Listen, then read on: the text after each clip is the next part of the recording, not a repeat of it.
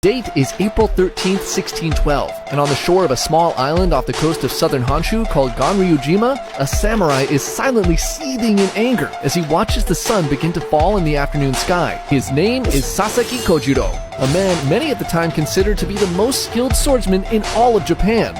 Months ago, he was challenged to a duel by a ronin named Miyamoto Musashi, and he's impatiently awaiting for his arrival. Musashi is late, and Kojiro is taking it personally. The inconsiderate behavior goes completely against the code of the samurai. The sun continues to set, and finally, a whole 3 hours later, a small boat appears on the horizon, casually drifting in the distance. Musashi is finally here, and Kojiro impatiently rushes to meet him at the shore.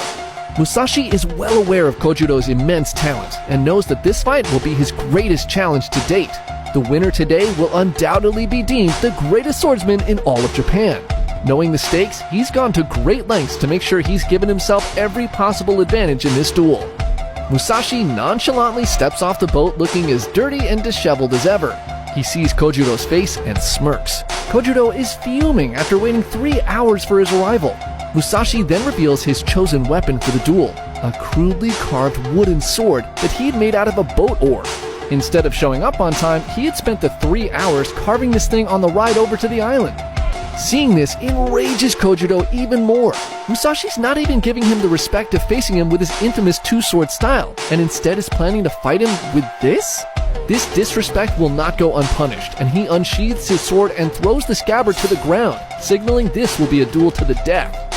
Musashi casually comments, "You have already lost if you think you don't need your sheath anymore." And he lifts his wooden sword into a ready position. Kojiro, now fully blinded by rage, charges in using his signature technique called the swallow cut. Musashi barely dodges, and his headband is sliced off his head. He jumps away and positions himself with the setting sun at his back. The late afternoon sun reflecting off the water blinds Kojiro, and he squints to try to keep track of his opponent.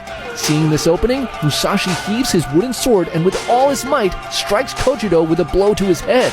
Kojiro cannot defend himself properly, and the sound of his skull cracking echoes on the beach, leaving his disciples gasping in shock as his limp body falls lifelessly to the sand. The greatest samurai duel in history is over in just one strike.